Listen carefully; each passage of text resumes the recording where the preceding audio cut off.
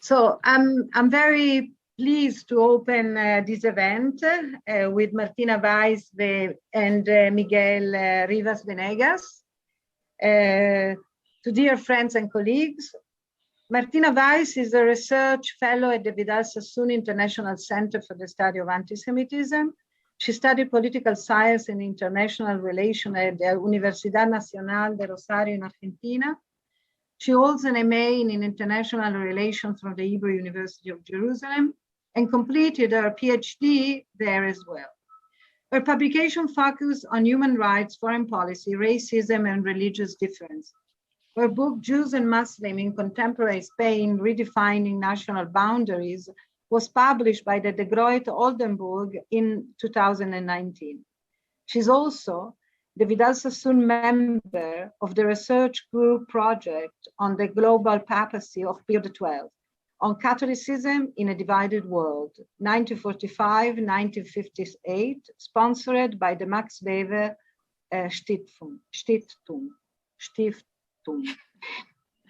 Martina. Thank you, Manuela. Let me say that Miguel Rivas Venegas is very much welcome. Yeah, so since I'm chairing this event, I'm introducing you, Miguel. And Miguel Rivas Venegas is a doctor summa cum laude in art history from the Universidad Autónoma de Madrid from 2018. He's a very young postdoc and a postdoctoral researcher at the Spanish Ministry of Science funded program Juan de la Cierva at the University of the Basque Country. Having developed his PhD research as an invited researcher at the Humboldt Universität zu Berlin, his work grasped the compared analysis of visual communication and language use of transnational fascism between 1931 and 1945, with specific focus on the visual lexical arsenals of Francoism and National Socialism. His current research focuses on the qualitative analysis of the political Sprachverwendung, I hope I'm spelling it correctly, of Spanish right-wing populism in transnational perspective, German-speaking countries, Italy, France, and the simultaneous study of the self-representation strategies and visual materials produced by contemporary Rechtspopulismus in Europe. Among other things, he also researched and worked, amongst other places, at the Rosa Luxemburg Stiftung and at the Museo Nacional Centro de Arte Reina Sofía. Please, Miguel, the floor is yours. Thank you very much, Manu. Grazie. Manuela, Martina, muchísimas gracias. Thank you very much for this very nice presentation. I will start my PowerPoint because, as you will see, it's a highly visual presentation, the one that I brought today. So I will share it with you. You can see it properly, don't you? Yes, it's excellent. Okay, so as you can see, I decided I choose a quite long title, Fake Conservatism, the Nachleben of Enemy Archetypes in Postmodern Populist Discourse, Spanish case as Paradigm. And as you will see, I decided to divide my seminar in two, I believe, strictly correlated topics or aspects I would like to briefly introduce today. The intention is not to deeply analyze them, as it would require more time, but to introduce some ideas so we can discuss them together after my presentation. Before we will begin analyzing certain aspects of these political parties and platforms that shall be identified as national populist, I will touch upon Kai Hirschman's definition of Nationalpopulismus in order to contextualize, so to say, the combinative ideological frame in which the banal politique and the survival of enemy archetypes takes place. Kai Hirschman identifies populism mainly as a political style, as a Politikstil, but also as Einzelideologie, as an ideology which is susceptible of being combined with different ideologies, and gives a specific definition for the mariage of nationalism and populism that I will use or follow today through this presentation. Nationalpopulismus is defined by the German scholar as a combinative ideology, as I said, or as a Kombinationsideologie, in which elements traditionally associated with left-wing political stances, such as a critic stance towards globalization, what he names ideologisierte Globalisierungskritik, coexist with right-wing radical culturalism and cultural racism. It is this combinative character what unlocks the possibility of coexistence of an apparently incompatible praise of the, and I quote, Judeo-Christian values and traditions, as commonly stated by figures such as Geert Wilders, with ferociously exnominated or partially visible anti-Semitism that I will briefly analyze today in this second part of my presentation. And furthermore, such a Kombinationsideologie allows the simultaneous depiction of political leaders as plenipotentiary, infallible champions, and as, and I quote Zizek, obscene masters, as postmodern social media iconic subjects susceptible of being turned into shareable artifacts and kitsch meme dispositives, rather than into sublimated political heroes. Again, Zizek used a quite self-explaining and, as always, attractively provocative expression for such a combinative character. And I quote Zizek, in homology with Ernest Kantorowicz's thesis on the king's two bodies, today's populist emperor has double clothes. The hybrid, combinative, again, character of this movement, from the AfD in Germany to Trump and Vox in Spain, justifies as well the presence of key ideological elements or mobilization strategies highly incompatible with the traditional conservatism, a fact that justifies the fake conservatism or postmodern conservatism label. To put it briefly, Trump's grab them by the pussy notorious statement, or AfD highly sexual visual propaganda, are quite incompatible with traditional conservatism, at least if we follow Zizek, and reflect the political presence of a postmodern ideological amalgam that transcends the traditional conservative mise en scène. We can gladly go back to this topic during our forthcoming discussion.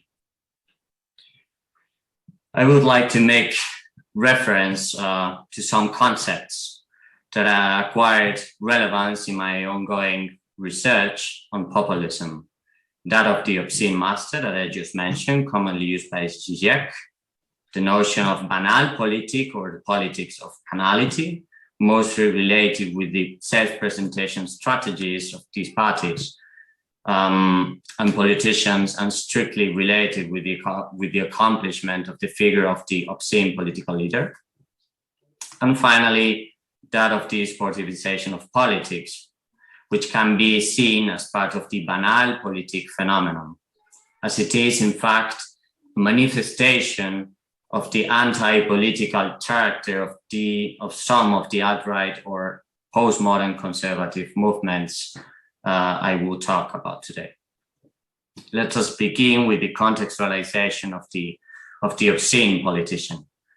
As claimed by Zizek, the figure of former plenipotentiary political leaders, the philosopher uses the example of Stalin, but many others would indeed work, should be kept unblemished at any cost. The minor indecency would have destroyed the almighty image of traditional political leaders. Today, in the post-democratic era, during the unstoppable rise of social media, such tendency seems to be an out-of-date political strategy.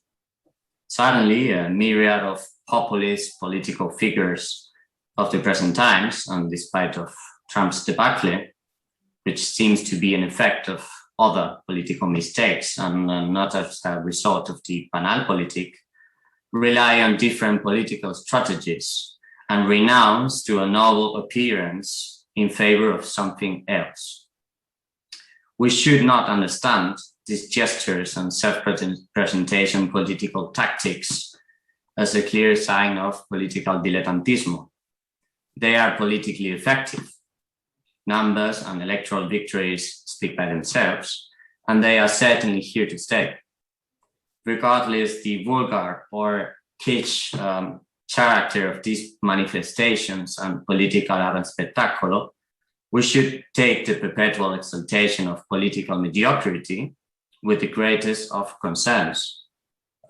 They characterize and they form the core of fake conservatism, the way I see it, as in many of these cases, such figures defy and transcend the image of the almighty leader and even renounce to political dignity. The effect of such camouflage, as we will see, seems to be unquestionably successful. While the public opinion and the media is busy overanalyzing and dissecting the last eccentric performative act or statements of the political leader, the implementation of specific measures and programmatic agenda goes on. The banal effectively hides the relevant, and while the public opinion gets entangled discussing the most recent social media shared visual dispositives of Santiago Abascal or Salvini, or the most up-to-date boutade of Trump, the alt-right Weltanschauung becomes a political reality. Contextualizing the paradigmatic cases of Santiago Abascal, we will talk about the extreme right party in Spain, Albert Rivera, or Isabel Díaz Ayuso, we will come back to these examples, all of them representative figures of the so-called three rights in Spain, requires a brief mention to one of the clearest and probably well-known exponents of the Banalpolitik and the sportivization phenomenon. And obviously I'm talking about Salvini. Unlike that of Il Cavaliere Berlusconi, Salvini's anti-political persona is not built on references to the world of business. His self-fashioning performance draws on another sphere outside from the traditional politics. The symbolical breeding grounds of populist Salvinismo are the military barracks and, more importantly, the sports arena. Salvini has appeared in front of his supporters dressed in a variety of sport team t-shirts and football jerseys, from that of the national team to those of the Canottieri, the Giuliano Calcio, AC Milan, joyful in all of these cases, close to his team, to the squadra, and festive, informal, but imbued in patriotic devotion, umano e normale come voi, according to his own words. Salvini's sportive chauvinism is combined with other highly staged strategies of disguise, particularly commented as it raised strong criticism amongst the Italian firemen, and you all probably know this case, his intervention at the festivity of Santa Barbara dei Vigili del Fuoco, the 4th of November 2018, as Minister of Home Affairs, but dressed as an Italian fireman pursued equivalent political goals.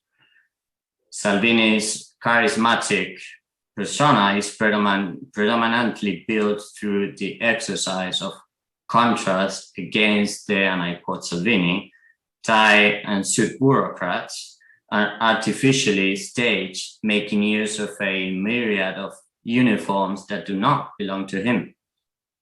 Abandoning all formalities, the populist leader adopts another spectacular role, halfway between the Putin paradigm, the enfant terrible, the Hollywood star, the seductive rock star, the leguista becomes the center of the composition, effectively transforming a settled institutional duty into another exercise of exhibitionism and personal exaltation. Such political avant-spectaculo seeks and effectively triggers specific effects. It separates the political leader from the sphere of traditional politics, gets him closer to a part of his holistic in-group who will welcome probably such exercises of popular integration, underlines the martial character of the movement, emphasizes specific forms of masculine authority, and the relevance of a clear chain of command and hierarchy present in the spheres of sports amongst the military simultaneously. And it gathers attention of both the media and the public opinion, and therefore focuses much on the public debate, not on the political decisions being taken, or in the programmatic agenda of Salvini, but in the last quip of the candidates. The elaboration of an effective political camouflage of a deceiving avant-spectaculo, sometimes through the sportivization of politics, in further cases via different form of analpolitik, attracts attention of somewhere else and contextualizes the celebration of political banality as part of the political construction of Zizek's obscene master. But let's focus on the Spanish case. Similar acts of self-representation in Spanish politics show how the phenomenon of the sportivization of the political is gaining strength at a transnational level. In terms of their political agenda, the Lega Nord and Ciudadanos represent similar forms of national populism. The Euro-extractivism and ethno-regionalism of the first, Salvini, differs markedly from the pro-European, liberal unionist nationalism of the later. Yet the way in which both parties conceive of politics as essentially anti-political, masculine confrontation of sportive contenders is nonetheless quite similar. It is not coincidence that the Vamos that sits in the center of most of the posters and political banners used by Ciudadanos during the presidential campaigns of 2019 is also the battle cry of tennis star Rafael Nadal and the Selección, Spain's national football team. Albert Rivera, former presidential candidate of the Liberal Party, is placed, in this case, in the center of the composition, walks toward the receiver and addresses the voter. The medium-long plan American formats, far from more classical, so to say, fast-length or close-up compositions, attempts to reinforce the whole rhetoric and self-representation strategies of the party, articulated through the ideas of new politics, modernity, dynamism, leadership, political freshness. The poster of Ciudadanos, and I'm talking about the first example, this one here, depicts an easy to recognize archetype of the self-made man, portrayed as a political revulsive, as a leader of the masses, as anti-political. Rivera maintains a balancing act between the myth of the entrepreneur, commonly present in the rhetoric of liberalism, and the image of the new statesman, wearing no tie, not standing or posing but in movement, echoing the idea of sportive dynamism implicit in the slogan Vamos that accompanies the picture. Characterized in this example as a lone leader supported by the masses, here identified not with a more or less imprecise crowd of voters, of citizens, but with a blurry mosaic, as you can see, of Spanish flags. This, far from being secondary compositional detail, condenses the discourse of the populist right in general and that of Ciudadanos in particular, identifying the good Spaniards, so to say, as an holistic group of patriots whose unconditional support to the leader they follow is closer to the aforementioned passionate irrationalism of the tifo sportivo. The populist politics of Riverismo and Salvinismo rest heavily on the image of the uncompromising alpha male who overcomes his political opponents with the same mixture of strength and pluck displayed by a virile sports champion. Not by accident, as we see in the second picture, the first reaction of the liberal presidential candidate after the electoral debates immediately preceding the Spanish election of April 2019 lacked all forms of politically correct containment and was that of a victorious athlete. Rivera's gesture was widely picked up in the media, shown and discussed in TV broadcasts and debate summaries. It was criticized by many, but probably reached the goal towards it was aimed. Ultimately, it did not really matter whether the debate resulted in a victory for the leader of the Liberal Populist Party. The gesture, almost certainly premeditated and planned beforehand by Rivera's advisors, successfully linked the political debate to the sphere of sports, to victories won by muscle and strength.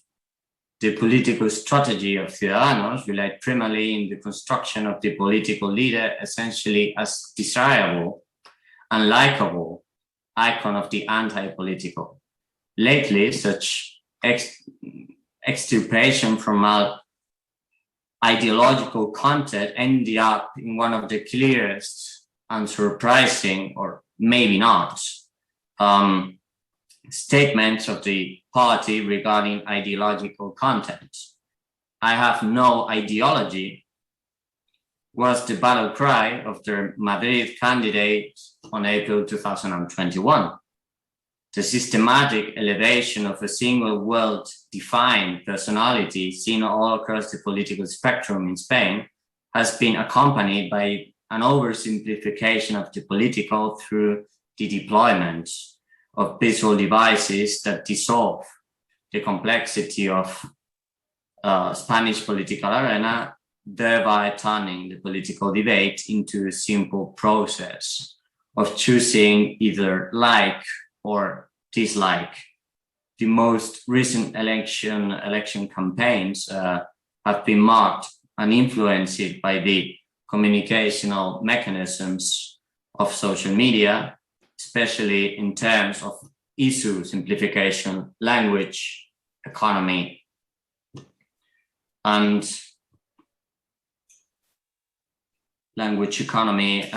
emoji-based messaging. This reshaping of the political sphere according to the logic and mise-en-scène of social media turns participation of the citizenry into a simple exercise of approval versus disapproval, closer to Chulhan's democracy of spectators and to the pseudo-democratic participation, if it can be labeled as such, of social media likes. In a further example, Ayuso, the almighty president of Madrid, spearhead of the Partido Popular's political reaction towards Vox, the extreme right party, and Podemos, is politically constructed as a figure to be liked, loved, or hated. Even though the neoliberal agenda, ultra-conservative, classism, and clear support to the Catholic Church remains quite stable as part of the programmatic core of Ayuso's administration, ideology has been effectively substituted by primitive forms of spectacular charisma. It has been removed from the surface, hidden cautiously from the electors. Interestingly, the transversal political model decided by Podemos and the determination of building wide majorities under a same banner has been finally implemented by the Partido Popular, their most utter detractors. The Partido Popular transcended through figures such as Isabel Díaz Ayuso all forms of traditional politics and successfully reclaimed its place in the post-democratic scenario. After the political dismantlement of Ciudadanos and considering the uncertain future of Podemos following the renouncement of Pablo Iglesias, his most and only charismatic leader, figures such as Abascal, we've seen him for just a few seconds before on the other images, and Díaz Ayuso gain further significance as ultimate replacements of ideology. Not because they have none, I am not claiming such a thing, of course not.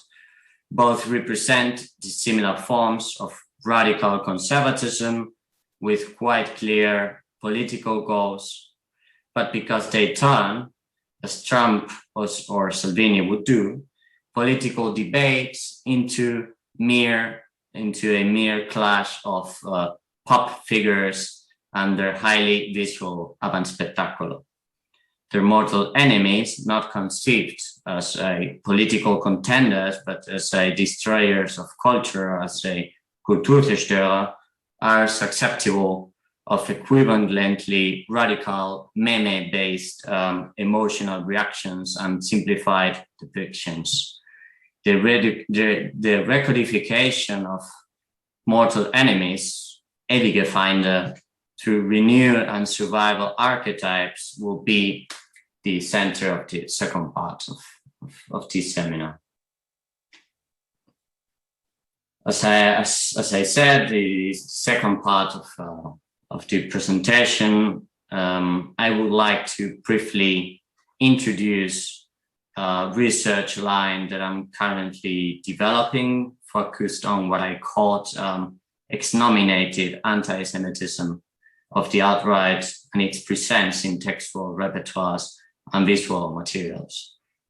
The textual and visual dispositives analyzed as part of my current research aim to provide a first glimpse on specific surviving symptoms of anti-Semitism, taking both visual artifacts and text as evidence or of equal relevance. Such materials illustrate the survival or Nachleben in a strictly Warburgian sense of a specific phantasmagorical, if we follow Didi Uberman, paranoia that shows to be extremely operative for the political interests of national populism. The use of this Warburg-like methodology justifies the simultaneous presentation in my work of visual and textual items of dissimilar, of different origin, sometimes directly related with Vox, the extreme right party in Spain, in other cases with international platforms of equivalent ideology or with the alt-right media, understood in my research as components of a visual and textual atlas of anti-Semitism. As I wanted to briefly explain today, abandoning certain forms of explicit anti-Semitic hate speech does not imply the dissolution of a Weltanschauung similar to the one that characterized the coup of 1936 in Spain, which was also justified as a national revolt against the so-called, as you might probably know, Jewish conspiracy in Spain. Amongst the line of Vox and its international partners, this discourse somehow survives. the fundamental task of the still growing rhetoric identified as the lingua quarta imperi, and that of its visual counterpart, what I call the imago non imperi, is to effectively perform an act of political concealment, so to say. It unlocks an interruption of the preceding visual and textual vocabularies of the transnational extreme right, altering, if we quote or if we follow Victor Klemperer, the magical spell of political language through the substitution of the, and I continue with Klemperer, magic words or keywords, but without altering the main objective of this political discourse. The strictly cosmetic shift lies mostly in the surface and not in the core of these political movements. Affects primarily their lexical arsenals and only partially, as the lingua tertia imperi keywords studied by Klemperer, some specific examples, such as Lügenpresse, gain now relevance at a transnational level. They're used again in other contexts. And self-representational repertoires also, in some cases, stay somewhat more or less the same, even though altered. Furthermore, it encapsulates similar strategies of fine-built constructivism, as Olshansky would claim, together with paranoid, violent perceptions of the Jewish community. Radical agitators inside of Vox, or those who are part of the media supporting them, understood, mostly through the now shared experience of their international partners, the potential effectiveness of an old political strategy, political spell, according to Klemperer, that of anti-Semitism and the Jewish conspiracy, used as a powerful multipliers of Olshansky's ressentiment, in which the nemesis might be renamed or exterminated, but remains nonetheless the same.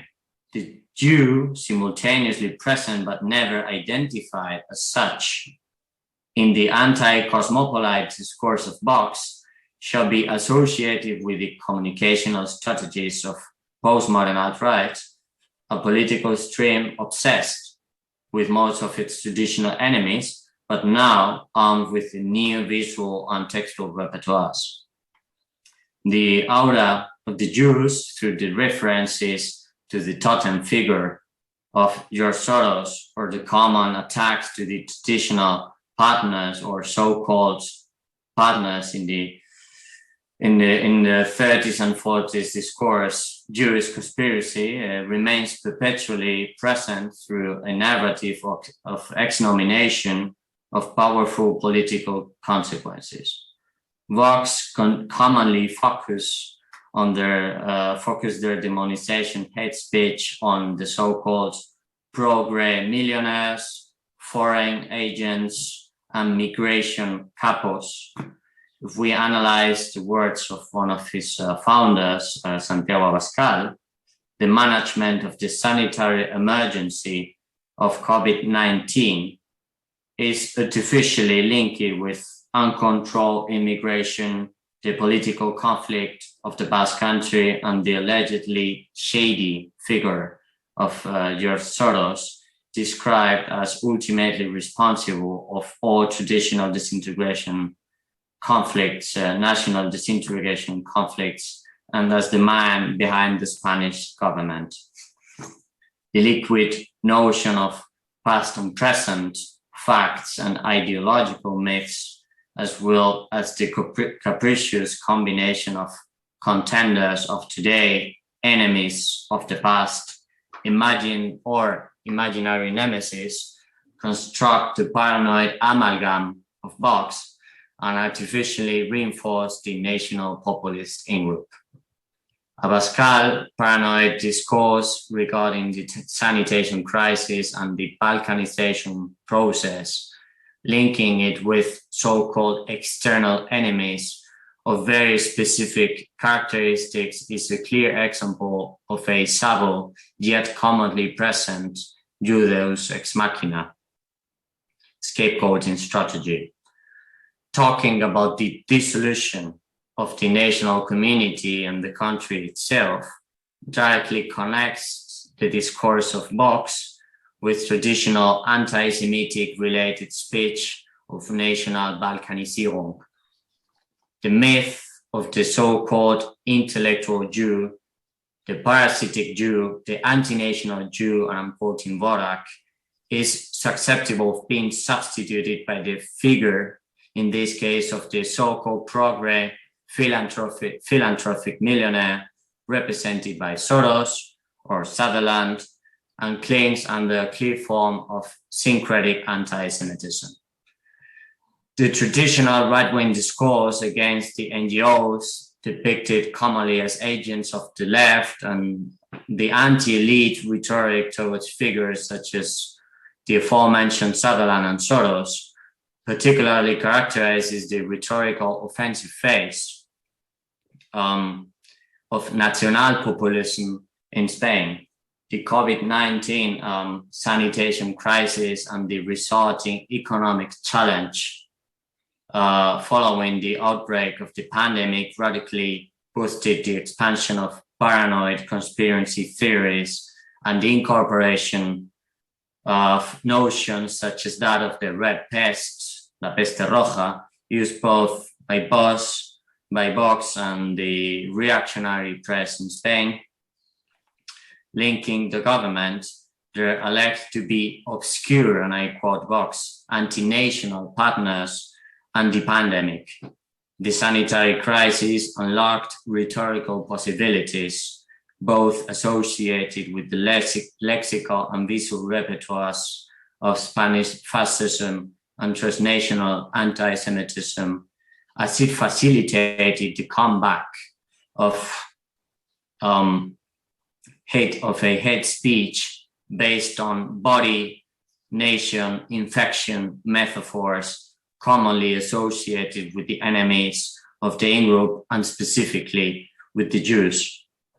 In addition to this, Vox nominated anti-Semitism and virulent Islamophobia appear together under schemes of shared responsibility as part of an anti-national conspiracy of larger extent and assorted with further forms of racism prevalent through the lines of the party.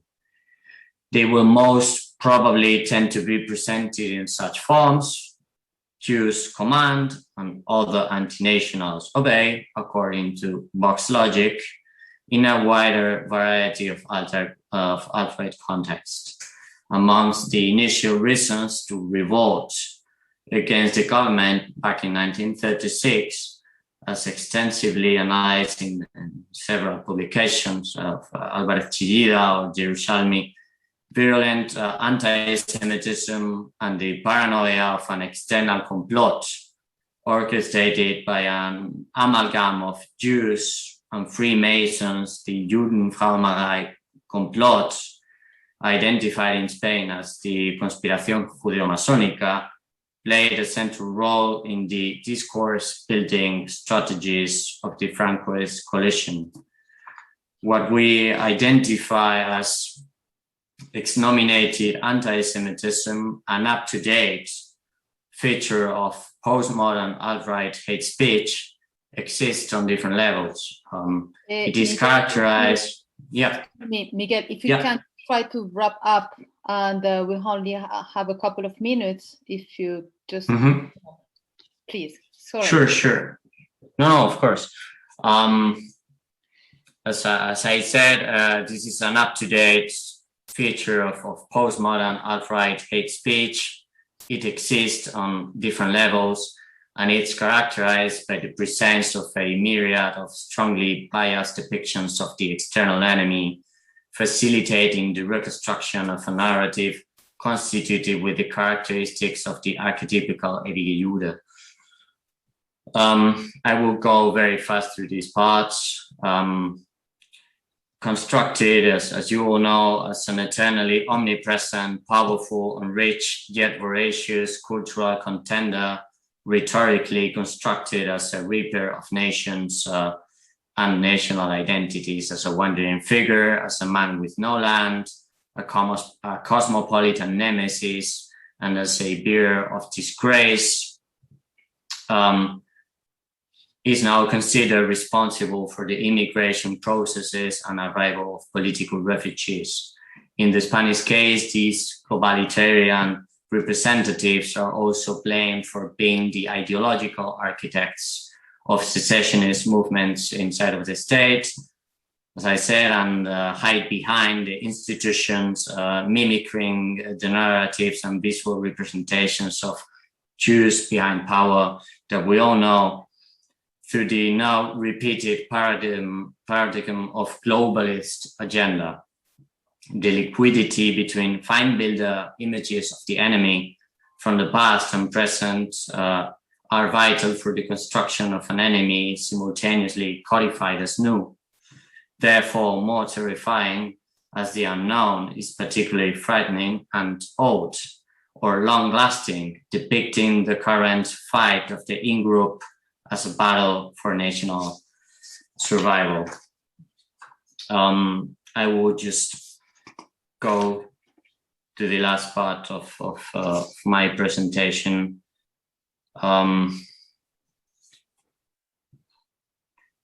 The logic of both the fascist and contemporary right-wing radicalism language use and its Weltanschauung permits to exchange, to combine, and to reconstruct the other through certain strategies identified with what Theun van Dijk labeled as the amalgam procedures of national populism.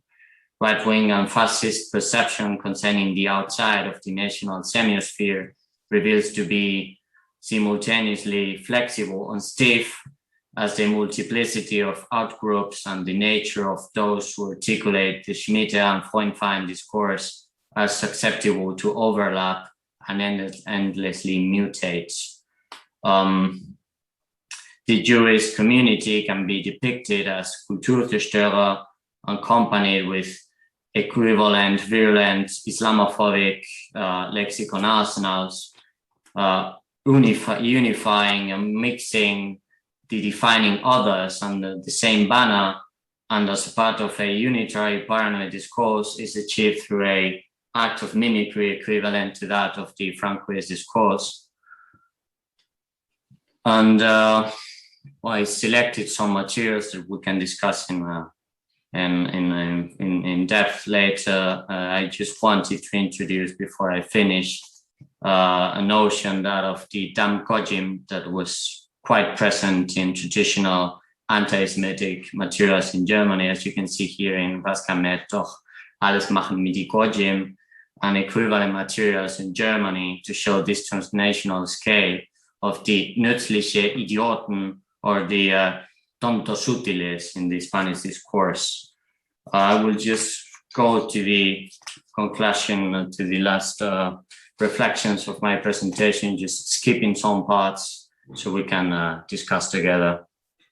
Saving the rhetorical differences between the alt-right discourse and the traditional fascist language use of or Sprachverbindung, the equivalencies amid both narratives and worldviews are quite clear.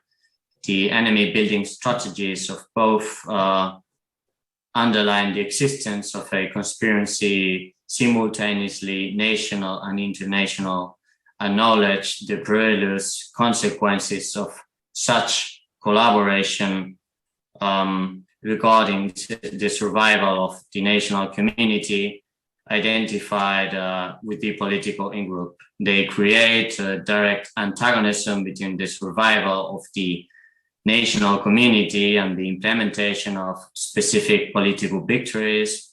In this case, in a contemporary scenario, feminism, women emancipation, LGBTI rights.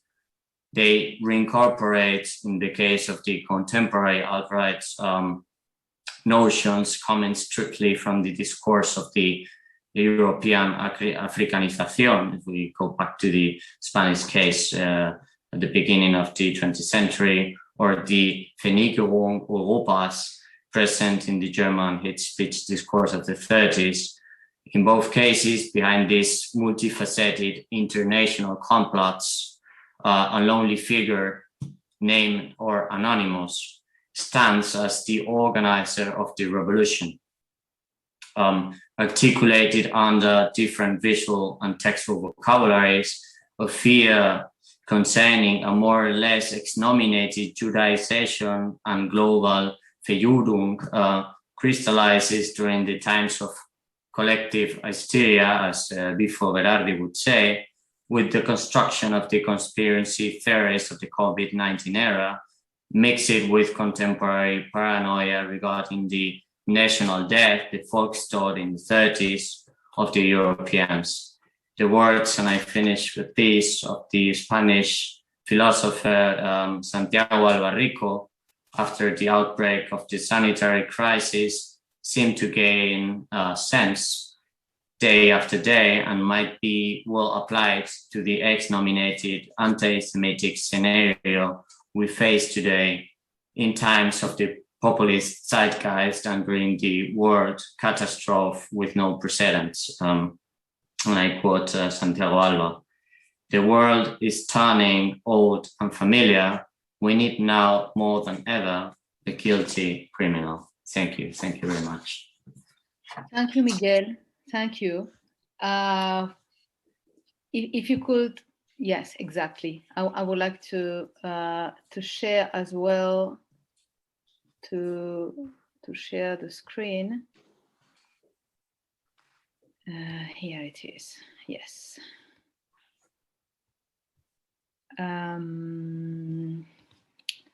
So thank you for such original and thought-provoking presentation. And as I was reading through your paper, which you gave me some time in advance, I decided to focus on the Spanish case, which is actually the case which I know the best. Mm-hmm. But I will make of course, reference to the two sections that you brought. And also in my comments, I will, my comments to both sections will be actually interconnected.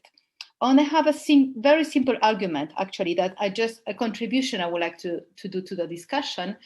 And this suggestion I make is that some of the trends that you describe, in my opinion, rightly, that you detect in the Spanish alt-right are in fact firmly established upon a wide and solid popular ground whose limits exceed by far those of the political right or the extreme right. So let's start with the first section. On the Spanish alt-right and the spectacle of the banal politique. As I was reading your analysis of the sportivization of politics, that is, as a right-wing or extreme right-wing or alt-right politics being taken the shape, the appearance of sports and for being banal, but as a way of hiding the true ideology. As I was reading these, the images from the celebration of Spain's consecration as a world champion at the soccer World Cup in 2010 came immediately to my mind. And I want to show you some of the pictures. This was the former Prime Minister Zapatero. This is, of course, the royal palace, the royal family with the selección, with the Spanish national team who was a champion at the time. These are, of course, some. This is usually a display which is common from the national days. It's a military display. And I wanted to say some more things about this.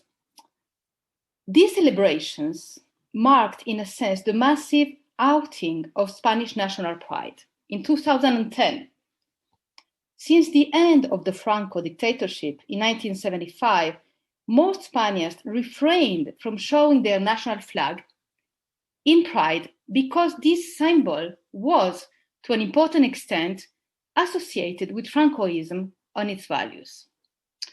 And here we can also see the Osborne bull in the flag is usually associated with the right wing in Spain, as you know.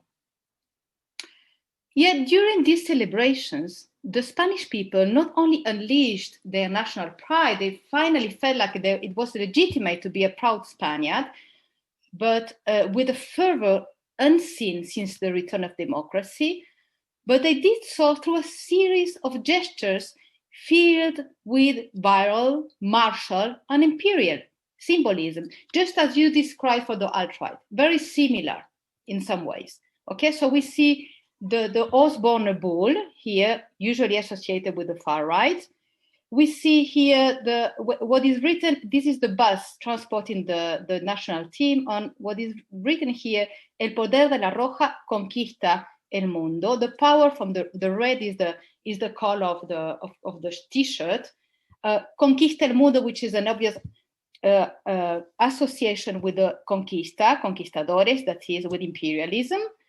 And of course, it is and of course, militarism, military power, military might, and all the symbols of power, of politics. We see, as I saw, the prime minister who was socialist, Zapatero, and the royal family. So this is saying something in my eyes. I mean, I think this is hardly surprising, of course, since the politics of memory and the construction of a national identity for democratic Spain was characterized by the effort to cover up the essentialist and discriminatory elements underlying Spanish nationalism, while simultaneously returning to these same elements, often in an implicit form. This, I quote from the book I published. This is literal quoting from myself, so I guess I can quote. But I see very similarities with your arguments. It's very similar what you're saying, right? That they are just covering and they're coming back to the same elements. So the fact that the representatives of democratic Spain choose to commemorate in October 1987 the Spanish National Day on October the 12th, which was the day of Cristobal Colombo's discovery, so-called discovery of the Americas, of the American continent, a day with very clear imperialistic overtones. And to choose the representatives of democratic Spain, not the extreme right, okay, including the socialists and everyone, they choose as national symbol for democratic Spain, the flag and the anthem of the Francoist period, instead of those of the Second Republic. These are indicators of this double movement of both concealment and reaffirmation of the Francoist symbology. In this same sense, the fact that the Spanish national anthem has no words to it until this very day seems to encapsulate the many challenges faced by the Spanish people in the finding of a common identity. They have no words. Spain's silence about its past, once unanimously perceived as a necessary means for the achievement of national reconciliation, el pacto de silencio, is loaded with restless ghosts.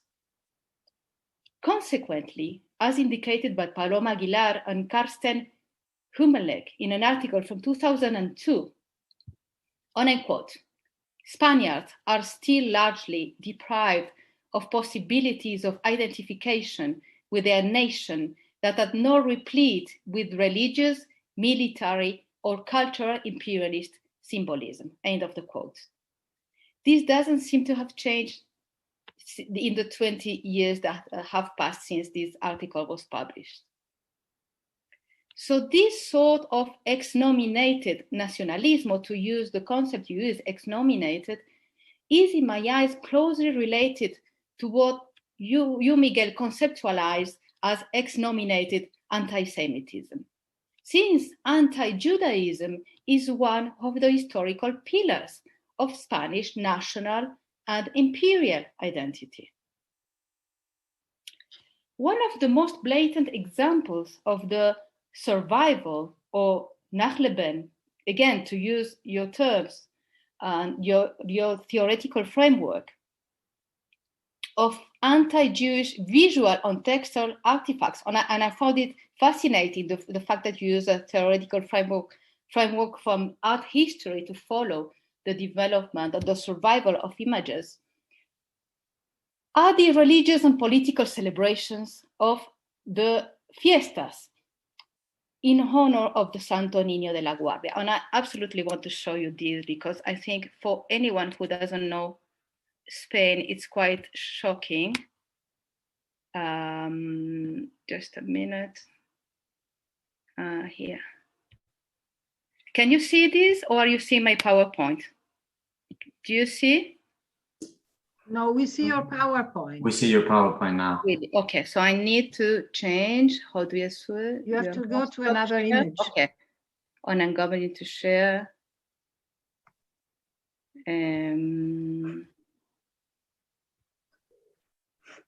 Here. Okay.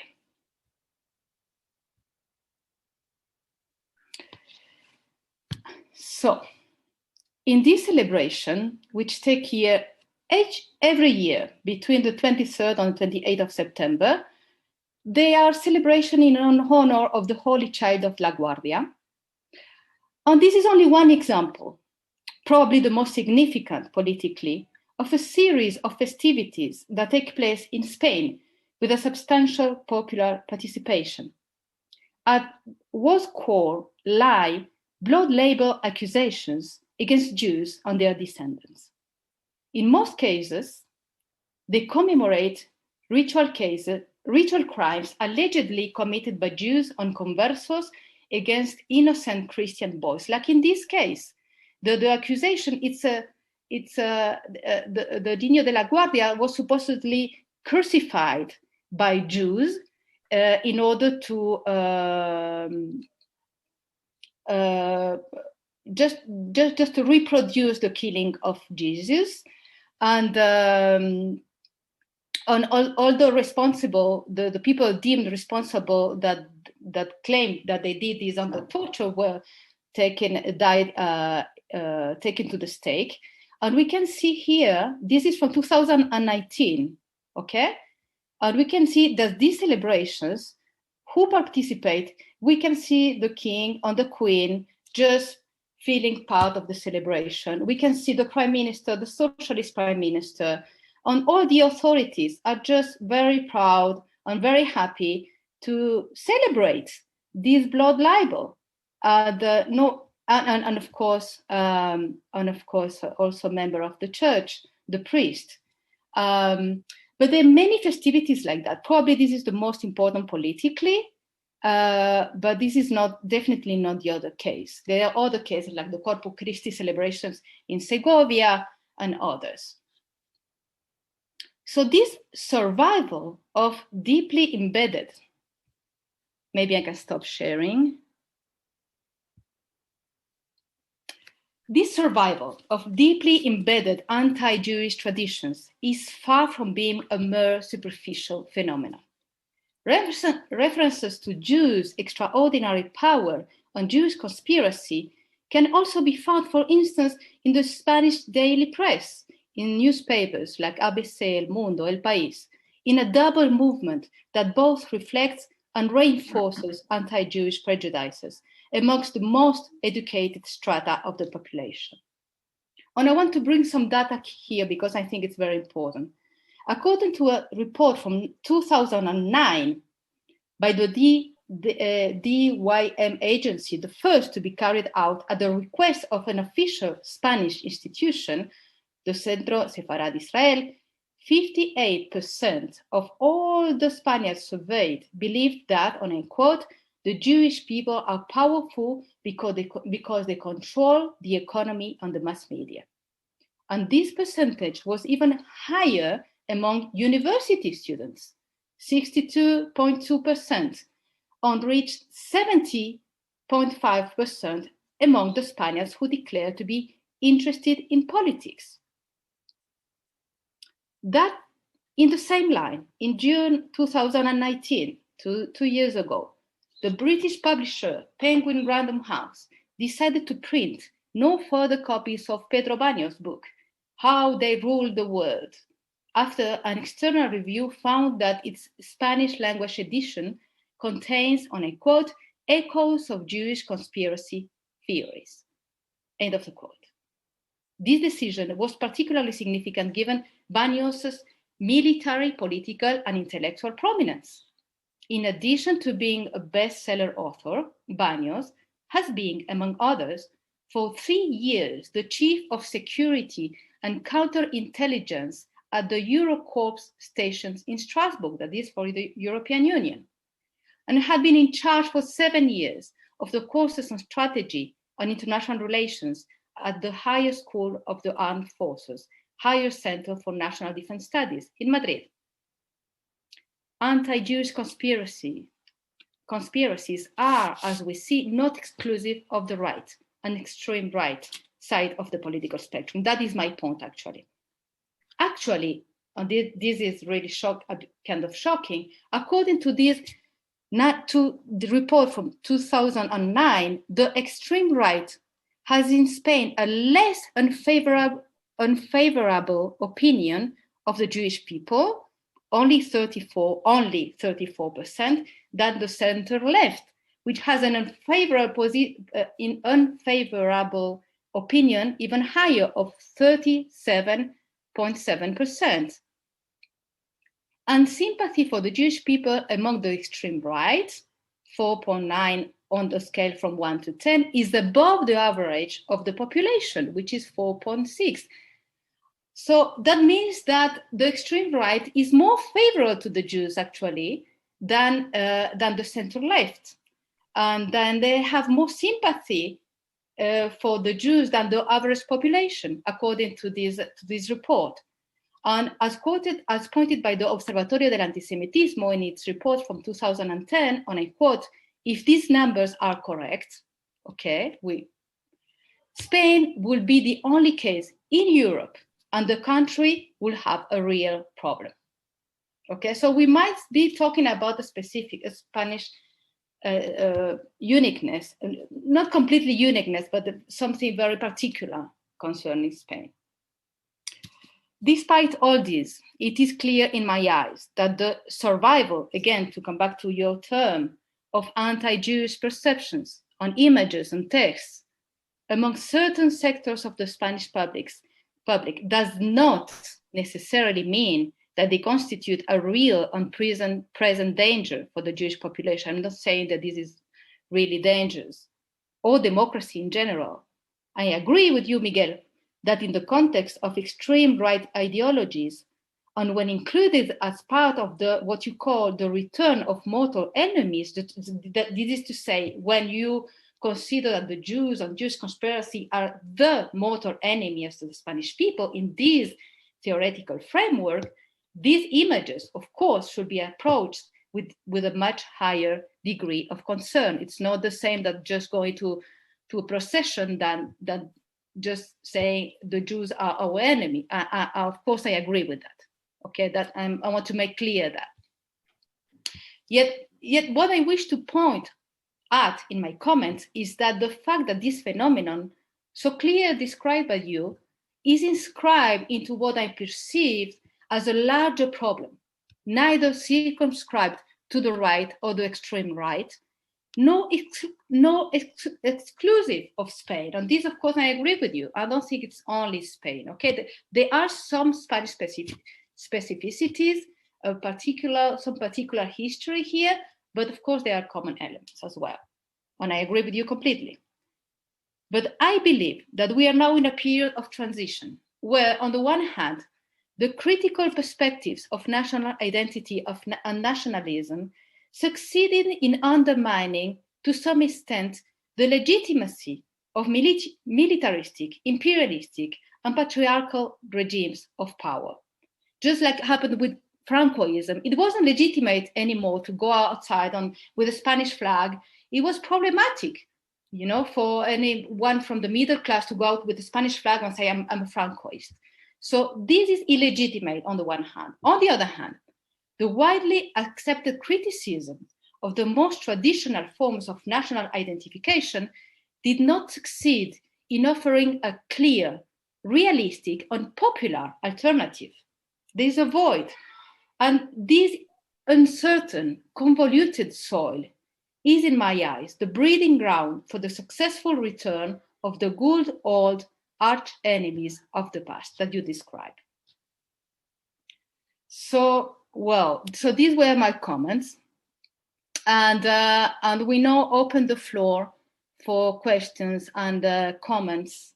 If anyone, you can write me on the chat. You can also let me know somehow.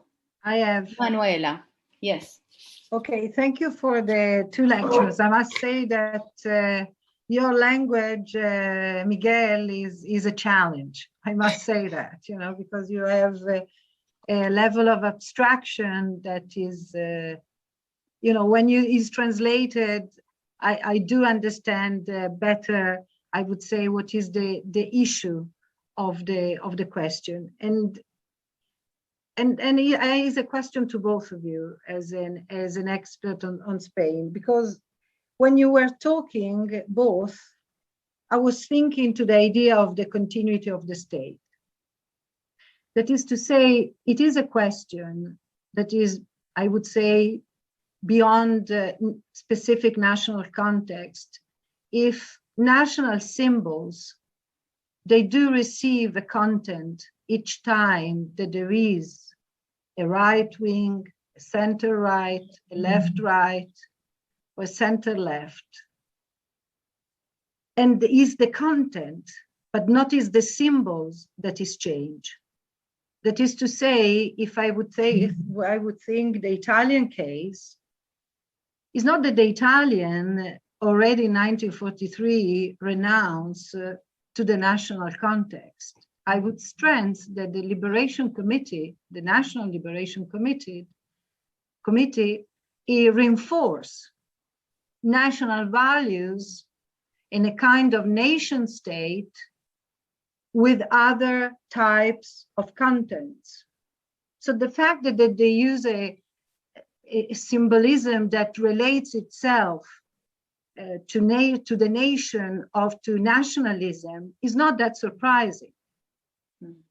I mean, I would surprise if it was the opposite of this. This is a question about what is a nation, and so how do you can make a clear distinction what is positive in the symbolic, you know, in the symbolism that is you, that it was what is not. There is a fact that Spain, and this I quite agree with both of you, is unique in terms of a conceptualization, a materialization of the Jews that none of the country in Europe had in the 16th century. That is to say, was Spain that changed, or if you want, if canceled the value of the conversion. You know, in creating the structure of the limpieza de sangre, it was not a religious difference that was making possible the passage to the Jews, but rather an impossibility that it was a built-in in Russia in racial terms. So if we are going to look back of the history of Spain, and I'm not saying that I'm creating a kind of progressive history, but that is to say that what you are saying about the right or the left, and be surprised, anti-Semitism is not a monopoly of the right, unfortunately. Anti-Semitism is also part of the culture of the left. What I'm saying with that, I'm not saying that the left is anti-Semite, but using tropes that describe an otherness, because they also had the Muslim in Spain. So it would be interesting to see if the same kind of language it would be used in speak about the Imori, no? So when you are speaking about the Jews, of which Jews are you speaking about now? You know, the question, because otherwise in creating a kind of compartmentalization, or you understand me, in creating like boxes, I think that it would be rather to look at the national history of Spain that is embedded with a symbolism in which the otherness was not that accepted. You know, the rhetorics of the present is a political rhetoric in which I would say, as a paradox, there is a kind of pro-Zionist anti-Semitism, if you understand what I mean. That the Jews are one matter and Israel and the state of Israel is another matter. That's also Salvini has the same kind of attitude. There are anti-Semites, I agree with you completely. And together with that, they are also, to a certain extent, also pro-Zionist. So how it fits in the paradigm that you are talking about Spain, that is not a peculiarity of Spain. In using the words that you used, fascism, national populism. Exactly. You want to answer now? I think it's... Yeah, or we can answer together. I was very inspired by some of the materials you shared, Martina, and I completely agree with your diagnosis, because there was a preceding context in Spain of highly emotional, football-based nationalism, chauvinism, articulated in a very militaristic way, which I thought it is quite related with the German case, again, or maybe it's just because it's a case that I know quite well, but it's in some ways a nation with a, let's say, in a broader sense, regardless the infinite differences, a nation with an equivalent past or an equivalent fascist past, obviously very different, but still. There is something I thought about as you were sharing these images. I thought about a reflection I read in the German press as if it was something very normal to share in the mass media. It was a reflection also during the time of the World Cup in Germany. I was living in Germany at that time, and the explosion of nationalism in the context of the World Cup hosted in Germany was incredible. It was really banal, really extremely banal in many ways. And I remember a quote or a reflection in the German press that was something like, "We are tired of being ashamed. We are tired of feeling guilty. We want to feel proud again of being Germans. We have nothing to do with the past of the Holocaust. This is something that do not belong to this." This part was probably not explaining in such way, but it was quite clear that there was a difference, a gap between that Germany and this Germany. And it was an exaltation of nationalism in quite similar terms. Football was used to build again a national community in a very militaristic way, in which national exaltation had to be accepted again, because according to this discourse, we surpassed this time. Now it is time to feel German again in the most emotional and radical way. And I was thinking about, obviously, this idea of exnominated nationalism, which is quite compatible with exnominated anti-Semitism. And it makes sense, because in the case of, as you know, in the case of right-wing or conservative political logic in Spain, nationalism is something that belongs to the others. meaning the so-called peripheral nationalists. We are not the Spanish holistic community. We're not nationalists. They are nationalists.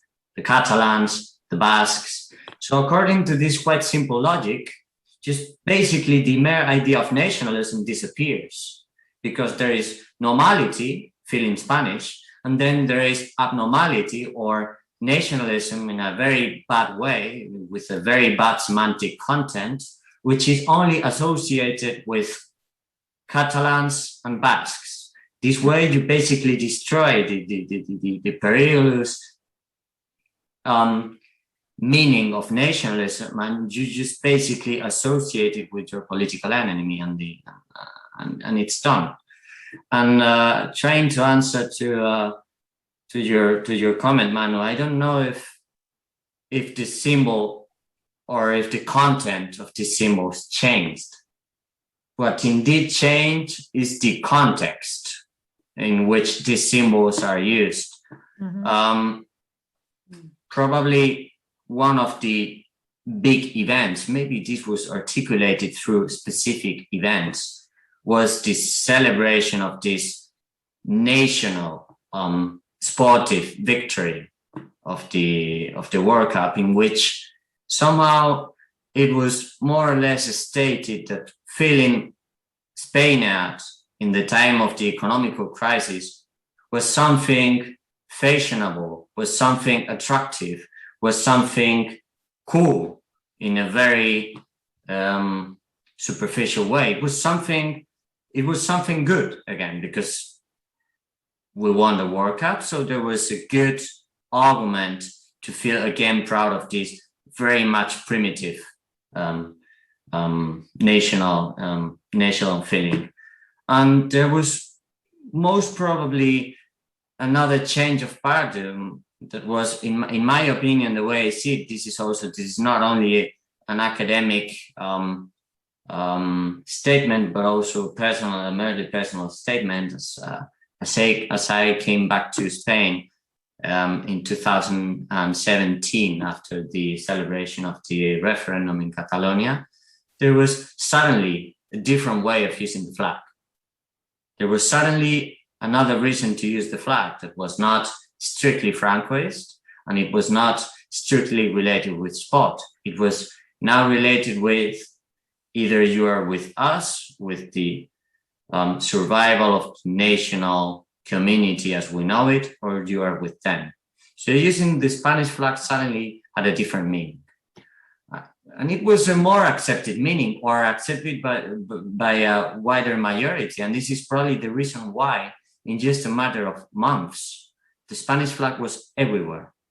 And Madrid is a quite conservative, pro-unionist city. Obviously, here in the Basque Country, it was not exactly the same. It was not the same at all. But the amount of people openly using the flag changed. It was not anymore representing only the Francoist, or those who are more or less nostalgic about this law and order time in Spain. It was something else. I don't know if you see it in an equivalent way, Martina. I wasn't aware of what you just said. Since I was focusing on other research topics for the last years. But it does absolutely make sense. Yes, definitely, because it's like the Schmittian, like it's Carl Schmitt, like the notion of the politics as the division between friend and enemy, something like that. And this is very closely related to the nationalism. But but your analysis of sports there was fascinating, and I think you are into something, and it's it's very powerful the way it carries out so many values on so many things. And Manuela, concerning the national symbols, I think the return of democracy was a founding moment when they could choose. It wasn't like a continuation. They could choose to change, for instance, to choosing the flag of the republic because it was a democratic government and not a dictatorship, for instance. And but of course, it wasn't politically possible. It wasn't, and they couldn't. But that is saying something, because but when you're talking about the period of the 30s. No, I'm talking about 75, between 75 and 87, after the end of the dictatorship, when they're just trying to found Spain, to give Spain a new democratic identity. Okay, but Martina, I understand that. My point is exactly this: is you are presenting if there was a choice. No, that's what I'm saying. That you're right. There wasn't a real choice. They couldn't do that. Politically, it was impossible. They couldn't. Impossible. Okay? But also administrative, it was impossible. Sorry? It's not only a question of politics. I was thinking about the Italian case because one of the things that surprised me is my recent research, surprised me knowing it, that the administration didn't change. And so no bureaucracy was changed. That is to say, when I was talking about the continuity of the state, I was not talking about an ideological continuity of the state, neither a political one, but the institutions of the state. Yeah, probably. That's what I'm talking about, you know. Could they empty the institution of the state out of a decision of doing a huge epuration, and that who was going to be put inside that? Who were the person that they could really replace the hold? That was my question. When I mean the continuity of the state, I'm not thinking right or left. I'm talking about the institution of the state. I understand. Of course, it wasn't also the way the democracy was implemented. They didn't want to make a revolution. They didn't want to have like the dictatorship, for instance. When Franco came in, he changed all the symbols. Okay, he changed the symbols, but it was a dictatorship. The democracy didn't want to do that. Okay? But Franco didn't change the church. He was a man of the church. Yes, yeah, you cannot really describe Frankism and fascism, or even Nazism, if you want, for the tight relation that Franco with the church. No, I agree. I believe that the Franquism was strictly a personalistic regime, which is not making it any better, in which fascism, or the fascist party, in this case the Falange, was strategically used to mobilize. Exactly. But it has been called a dictadura fascistizada because it was not. Absolutamente. No, but I was not arguing on the terminology. I'm saying that the religion in Spain has a role that didn't have in other places. It's a cohesive element in Spain, religion. You cannot understand Spain. Neither you understand Franco without understanding the role of the Opus Dei. I agree. Spain is really, and I agree with you on this sense, you know, our sounds paradoxically more similar to Germany than any other country in Southern Europe, neither France, nor Italy, and nor Greece. He has a nationalistic history since ever. Yeah, but quite hidden in some cases. As I said, it's a nationalism in which just blaming the others of being those who carry this fate. Absolutely. Being nationalistic. Absolutely. But the Reconquista was this. Yeah, obviously, absolutely. And coming back to this, to your reflections that I did not comment before regarding the anti-Semitic discourse in the Spanish left, I have to say this is sadly true. I mean, I'm probably in one of the places in which anti-Semitic tropes are more normalized, which is in the Basque Country. Probably there is no. Well, the Basque left is quite special, fascinating in many ways because it's quite controversial, or at least I don't know if the word controversial is the right one, but it's it is a particular left, indeed. And anti-Semitic tropes are, in my opinion, absolutely normalized. And this can be extended to probably most of the Spanish left, in which anti-Semitism and anti-Zionism is extremely mixed without much criteria, probably.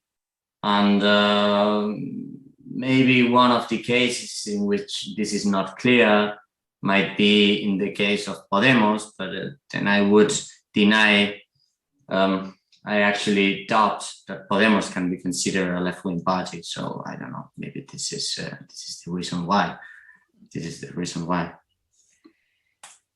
Maybe we have some more time for another question, one last question. Anyone else?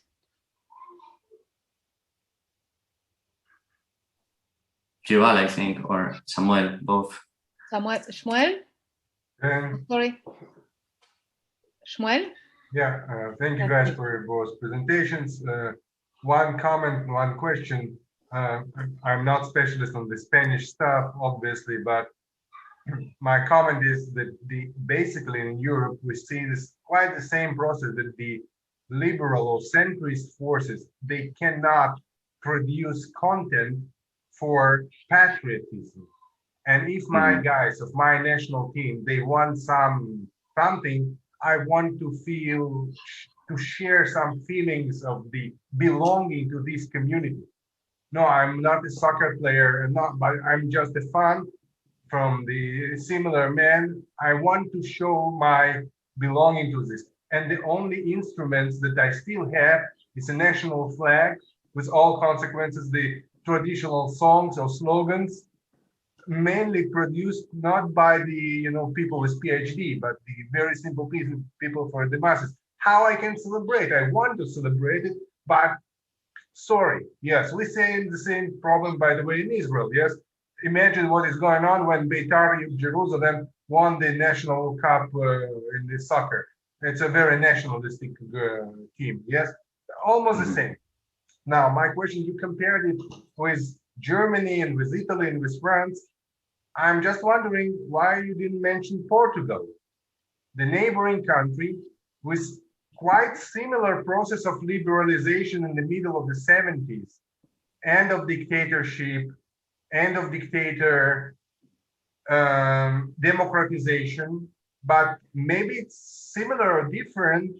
By the way, to your question, Martina, about the symbols, they decided in Portugal not to go back to the monarchy. Spain re-established as a continuation of the monarchy, not of the republic. Portuguese people decided to go not to revive monarchy, but to build democratic republic. Maybe here is the difference. If you know something about the Portuguese case, I would be happy to hear about it. Martina, do you want to answer before? I don't really know much about the Portuguese case. I am sorry. So I will definitely check that out. So I can't answer. But it seems like the process was different. What I can say is that it was much less painful, the whole Portuguese process. We're talking about how many deaths in the civil war? We're talking 130,000, something like that. Something like that, yes. These are the numbers, more or less. We're talking about many people who were killed, and many people who are still corpses which are still in common graves. This didn't happen to this extent in Portugal. It was much less painful, and therefore that makes a whole difference. That's one difference that I know, but I don't know enough. So I apologize about that. But I think that is very significant. There is a suffering there, and a suffering which is untold, but that's why the silence in Spain is so heavy, and. So that I think that we don't have that in Portugal. So that's a huge difference. Yuval, you wanted to say something also, a question? Sure. Thanks a lot, first of all, for fascinating discussion. And two questions, I guess. First of all, Miguel, I was intrigued by your use of the term postmodern. So I wonder, how do you? I didn't actually realize what is postmodern about the phenomenon? Because we're talking about the survival of tropes, perhaps the regression toward tropes. You have the politics of spectacle, which can, not something new, I would say. So what is the postmodern about the phenomenon? Because there's clearly something new here, or something that cannot be aligned with all the political ideologies or forms. So I'll be happy to hear what you have to say about that.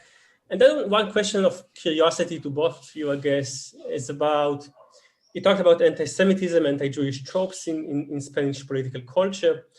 How does this relate to another phenomenon in Spain of the last decade or so, of a return to Sepharad, the evocations of Spain's Jewish past as a way of asserting Spain's position in Europe, and also Spanish perhaps national identity, the granting of the possibility to apply for citizenship for Jews with Spanish origins and the likes.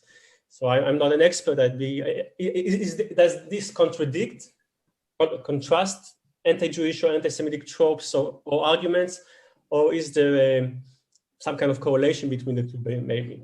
So these are my questions. Thanks a lot. Thank you. I think we should close with this, Miguel and Kesso. Of course. Yeah.